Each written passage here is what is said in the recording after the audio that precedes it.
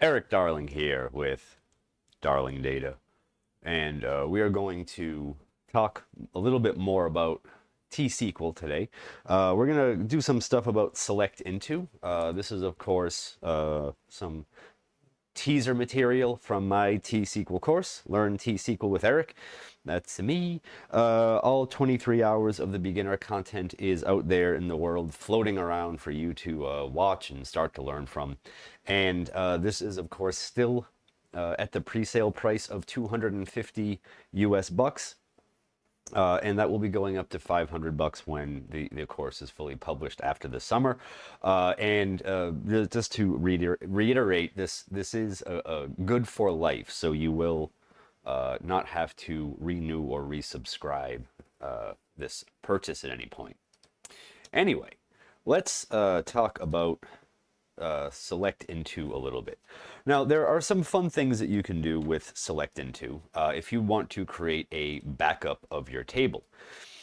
For example, you can say select top 0, and this will just make a schema-only copy of your table. Of course, schema-only has some limitations. It's not going to bring over indexes and like stuff like that. So if you need like a full copy of your table, you might need to script out.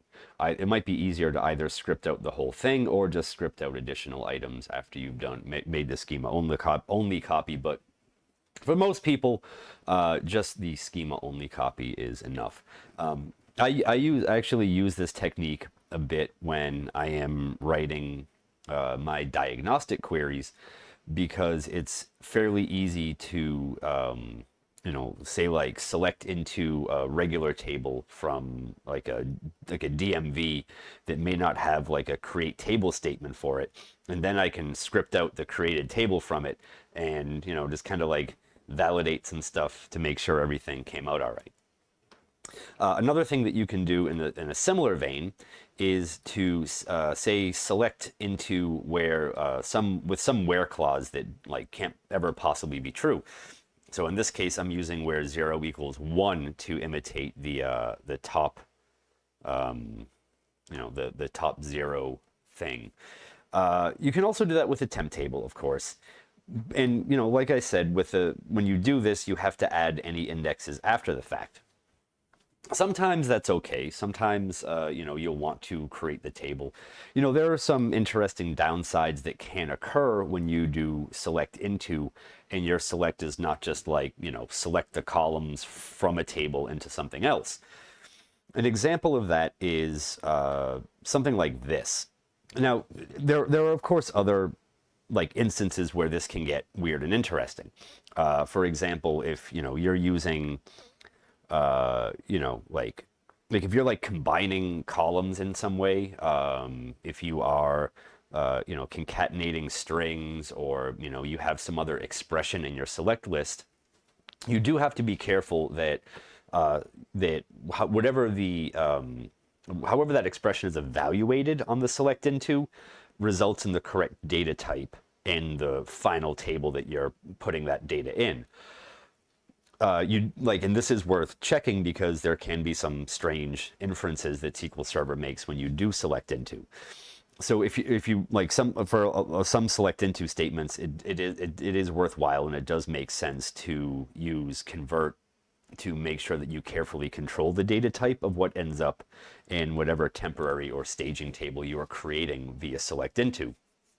I think one interesting thing about select into is around nullability.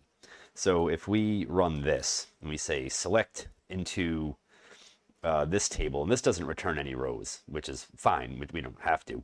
But if we say select all this stuff into this table where account ID is not null, and then we try to create a clustered primary key on the account ID column, even though we're in here, we're saying where account ID is not null, and we're grouping by stuff. Like the group by at least gets us like the unique part of it, but the column still inherits this nullability trait. But there is a way around that, and that is to use isNull. This does not work with coalesce. Coalesce does not give you the same behavior.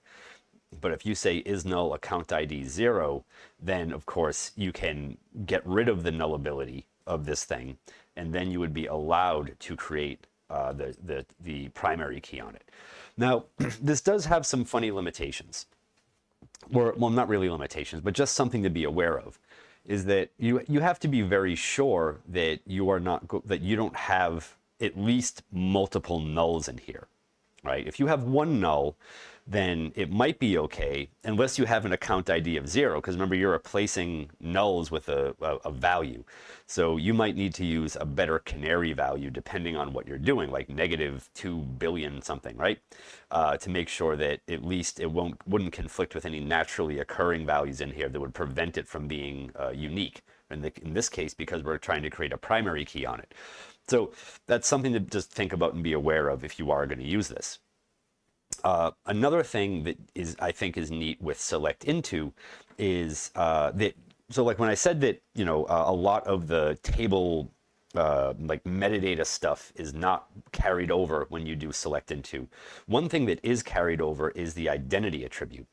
It does get reset, of course, but like the identity attribute will at least be present on whatever column. So if let's just say we're going to take the users table and we're going to use the ID column, and in the users table the ID column is the clustered primary key. It also has the identity attribute to it, or the identity property. So if we just make sure this table doesn't exist first, and then we select the ID column into a new table, and we use SP help to show the table definition, you'll see that the ID column does indeed retain the identity property here, right? So this is still an identity column in the new table. It is seeded back to 1, and it does increment by 1. So if you had different stuff for you, like it doesn't pull over all the current seed value and stuff from your other table. But there's a way to get rid of that, and that is if you on your select into just say something like select ID equals ID plus 0, then that turns into an expression, and SQL Server no longer attempts to, or I don't know, I guess maybe attempts to is the wrong word there, but SQL Server no longer preserves the identity attribute for this table. If we look at the results of SP help after running this thing where where ID is ID plus 0, we'll have slightly different results down here, where it says no identity column is defined. So there are some neat things that you can do with select into.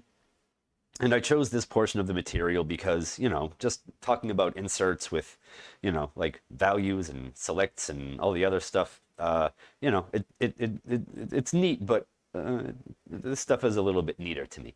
So just some fun T-SQL tricks and quirks around select into for you to think about and be aware of, perhaps when you are writing queries that use this.